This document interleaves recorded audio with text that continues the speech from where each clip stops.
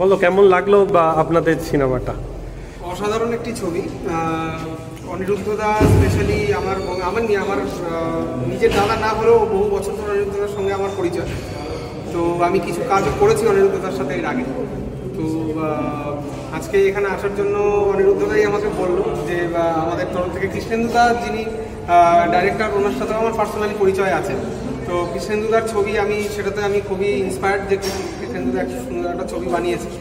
তো যেহেতু অনিরুদ্ধ এবং কৃষ্ণেন্দু দুজনকেই চিনি, তো সেই সূত্রে আমার সিনেমাটা দেখতে আসা। তো আমি আমার ভাই বোনকেও নিয়ে এসেছি সঙ্গে। খুবই ভালো লাগলো। অসাধারণ একটি ছবি, একটি মোটিভেশনাল এবং আমাদের সংসারের প্রতি একটা সুন্দর জিনিস তুলে ধরা হয়েছে। যে এই যে স্টেটাস যে জিনিসটা, অ্যাকচুয়ালি আমরা সবাই মানুষ, ধর্ম বর্ণ নির্বিশেষে এগুলো মানুষই ভাগ করেছে। তো আমাদের উচিত কাউকে কোনো স্টেটাস বা ইসেকে আমি বড়লোক তুমি গরিব, এই জিনিসটা আমার মনে হয় না সেরকমভাবে দেখা উচিত। তো মানুষ সবাইকেই সমানভাবে দেখা উচিত। গরিব বড়লোক এই ভেদাভেদটা আমার মনে হয় না সেরকমভাবে করা উচিত। আফটার অল একটা খুব ভালো সিনেমা, দারুণ একটি সিনেমা, এবং আগামী দিনে আশা করবো কৃষ্ণেন্দু দা আরও এরকম কিছু ভালো ভালো সিনেমা আমাদেরকে উপহার দেবে। Thank you.